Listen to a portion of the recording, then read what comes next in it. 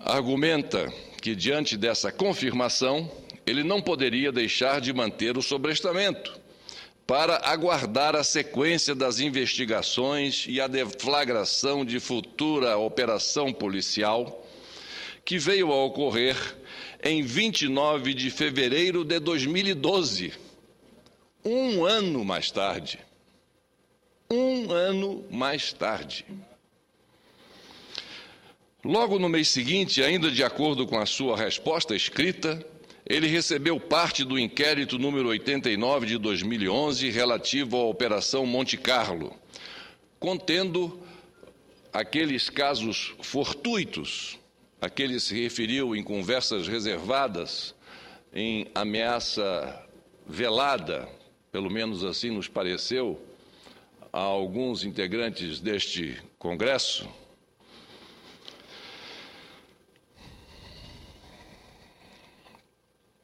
que surgiram, casos esses fortuitos, que surgiram no curso das investigações. Assim, ao afirmar que recebeu o inquérito da Operação Vegas em setembro de 2009 e que tomou conhecimento da Operação Monte Carlo em março de 2011, o procurador-geral tropeça na própria torpeza, ao menos 3 vezes. Primeiro, ao deixar de apurar por quase 2 anos, numa ação descontrolada, fatos que, ao seu juízo, seriam graves. Segundo, ao confessar saber que 3 parlamentares federais estavam sendo investigados. E terceiro, por defender como fortuito algo esperado, conforme sempre afirmou. Basta repetir suas palavras. Abro aspas. Decidi sobrestar o inquérito no intuito de possibilitar a retomada das interceptações telefônicas e da investigação que, a toda evidência, se afigurava extremamente promissora. Fecho aspas. Ora, senhoras e senhores senadores, senhor presidente Mozarildo Cavalcante, ora, evidente e promissora, nesse contexto, podem ser sinônimos de fortuito. A verdade, senhor presidente, é que todos sabem, e os delegados que depuseram perante a CPMI afirmaram inequivocamente, que não houve nenhum liame entre as operações Vegas e Monte Carlo.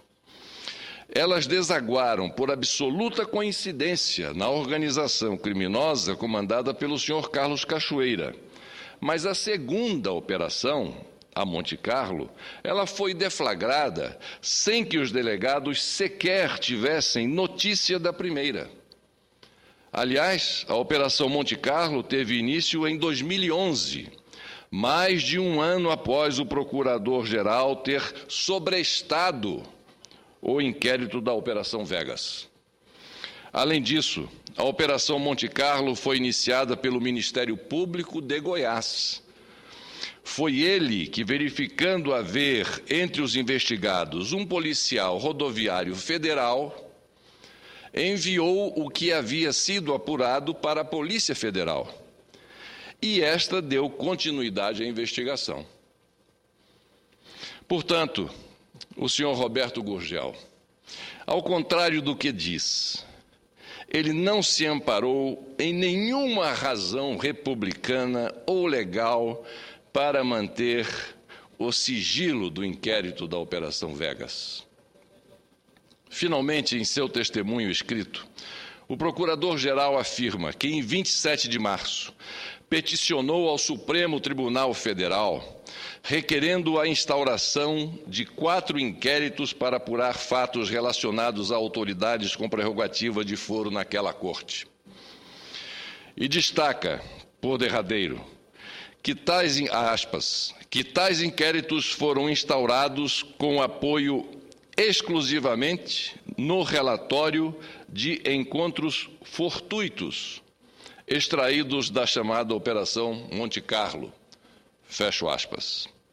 Vejam então, senhor presidente, senhoras e senhores senadores, que o próprio procurador-geral admite nada ter feito em relação à Operação Vegas, a não ser sobrestá-la e obstar o seguimento das investigações no âmbito da primeira instância. Foi isso que aconteceu. Ora, se os inquéritos tardiamente instaurados no Supremo Tribunal Federal tivessem por base apenas as informações ditas fortuitas, obtidas no bojo da Operação Monte Carlo, é fácil deduzir que nada, absolutamente nada, foi feito em relação à Operação Vegas. Se, no seu vislumbre, não havia fatos penalmente relevantes atribuídos a autoridades com prerrogativas de foro, então que o senhor procurador solicitasse diligências ou buscasse mais informações. Afinal de contas, não foi à toa que o juiz federal de Anápolis ordenou a remessa dos autos à Procuradoria-Geral da República, com vistas, claro, ao Supremo Tribunal Federal. No mínimo, o chefe do Ministério Público, se continuasse persuadido na inexistência de materialidade, ele deveria ter restituído os autos à Justiça Federal de primeira instância para prosseguimento das investigações. Provavelmente, dentro do período de setembro de 2009 a março de 2011, as gravações fortuitas teriam revelado o cometimento de crimes por parte de autoridades com prerrogativa de foro no Supremo Tribunal Federal. Mas, infelizmente, senhoras e senhores senadores, senhor presidente, isso não foi feito pelo senhor procurador-geral. E graças a essa omissão, esta organização criminosa do senhor Carlos Cachoeira pôde atuar livre e destemidamente por 18 meses, sem ser perturbada. A conclusão é das senhoras e senhores que nos ouvem e assistem. Em resumo, senhor presidente, senhoras e senhores senadores, o fato é que o senhor Roberto Gurgel não sobrestou nada, ao contrário, omitiu-se ou prevaricou. Falhou com a verdade ao afirmar a necessidade de se retomar as interceptações telefônicas e outras diligências. Ao confirmar que verificou no inquérito policial da Operação Vegas a inexistência de qualquer fato com relevância penal, ele tinha o dever legal de arquivá-lo no prazo de 15 dias, como prevê o Código de Processo Penal. Mas ao engavetar o inquérito, que não chegara a nenhum ilícito penal, tinha apenas o intuito de guardar a peça processual e utilizá-la, provavelmente, como moeda de troca. No engavetamento da Operação Vegas, sem as formalidades legais, ou seja, com despacho de arquivamento, o procurador agiu de forma criminosa, já que o membro do Ministério Público que atua em qualquer entrância ou instância tem que agir nos estritos limites da legalidade. Dentro dos princípios da obrigatoriedade e da legalidade, senhor presidente Mozarildo Cavalcante, o membro do Ministério Público, na apreciação de um inquérito policial, tem somente 3 condutas possíveis: o arquivamento, a denúncia ao juiz ou a devolução para novas diligências. Não há uma outra. O senhor Roberto Gurgel desprezou solenemente o princípio da obrigatoriedade. Senhor presidente, senhoras e senhores senadores, a resposta do Procurador-Geral à CPMI, invocando o Instituto da Ação Controlada para tentar justificar o seu ato ou o seu não ato, é um assinte ao Congresso Nacional. Na prática, ele chamou todos os parlamentares de ignorantes, já que qualquer rábula, ou mesmo um gramático, sabe que ação controlada não prescinde de uma ação. A Lei número 9.034, de 1995, citada pelo senhor Gurgel, traz os requisitos indispensáveis à ação controlada. Esta consiste em retardar a interdição policial do que se supõe ação praticada por organizações criminosas ou a ela vinculada, desde que mantida sob observação e acompanhamento para que a medida legal se concretize no momento mais eficaz do ponto de vista da formação de provas e fornecimento de informações. É isso que diz ser uma ação controlada. No caso, ele não manteve, nem mandou manter ninguém ou nada sob observação e acompanhamento. Não havia nenhuma medida legal em andamento, portanto, passível de se concretizar. Ao afirmar que, se tivesse dado continuidade às investigações da Operação Vegas, não teria o êxito que teve na Operação Monte Carlo, o senhor Roberto Gurgel ofende o Supremo Tribunal Federal e o próprio Ministério Público da União. Para ele, como se depreende, os procuradores da República que atuam em Goiás e o juiz federal que autorizou as escutas telefônicas são mais operacionais do que ele, senhor Gurgel, e que os ministros do Supremo Tribunal Federal.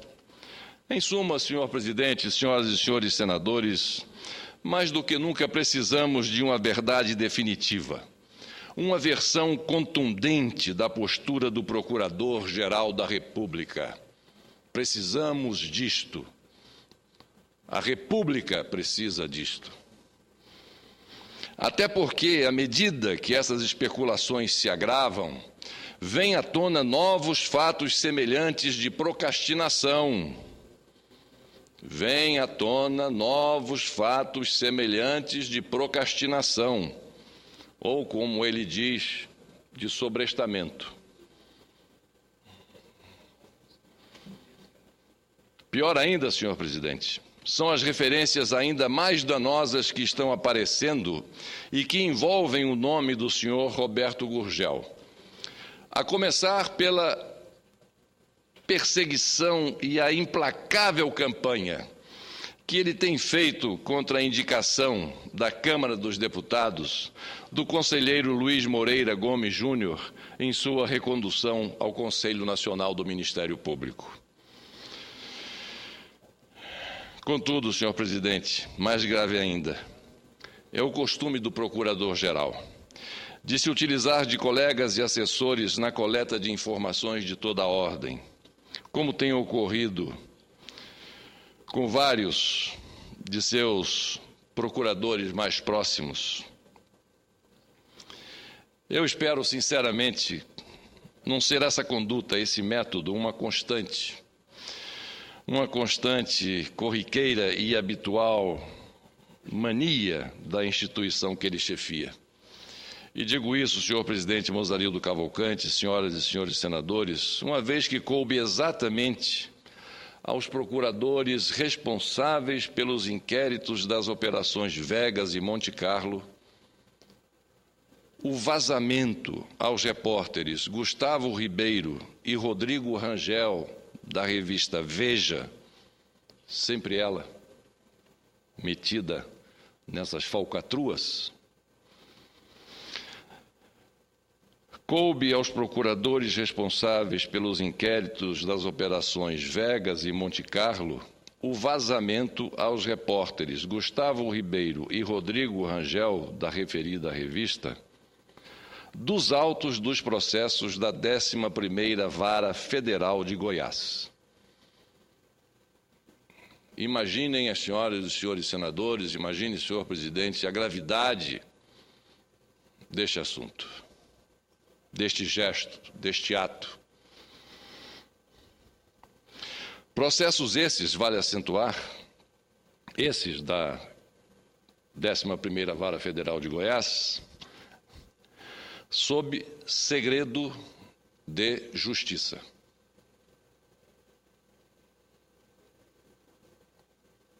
Vazados por 2 procuradores a mando do senhor Roberto Gurgel.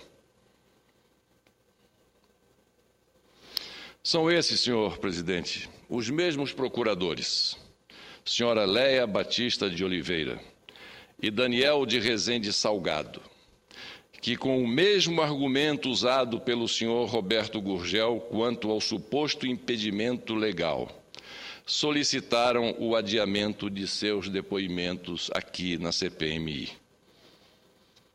Senhor presidente, eu não quero e não posso acreditar que alguns membros do Ministério Público atuem como fonte de jornalistas, tal qual o senhor Carlos Augusto Ramos e seu grupo. E pior, com vazamento de documentos que estão sob segredo de justiça.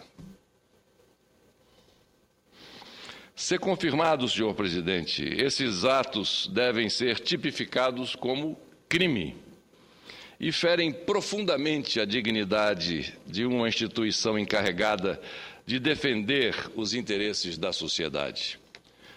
Por tudo isso, cada vez mais me convenço que o norte desta nau, que é a CPMI, aponta para a revista Veja.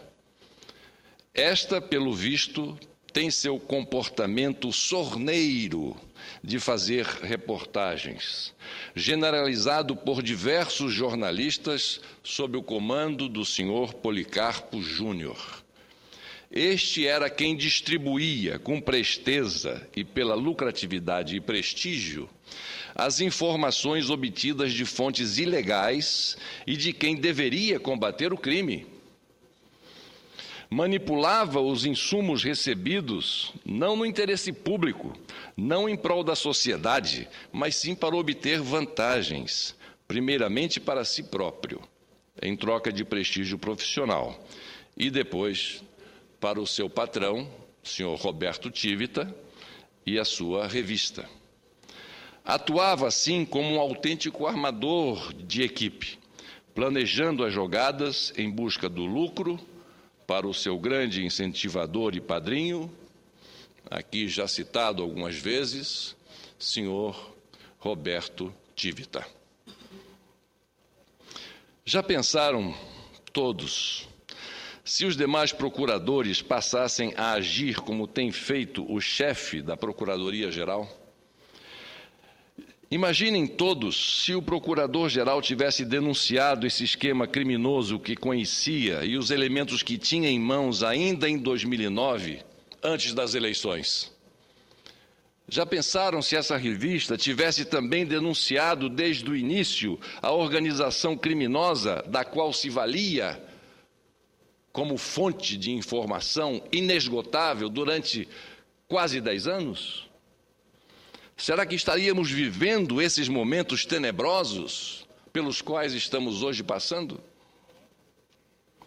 A meu ver, senhor presidente, este semanário, esta revista, Veja, cujos métodos rasteiros já perduram por mais de 2 décadas, pode ser o fio que devemos puxar para desfazer esse novelo que são os negócios escusos do senhor Carlos Cachoeira e da prevaricação e, no mínimo,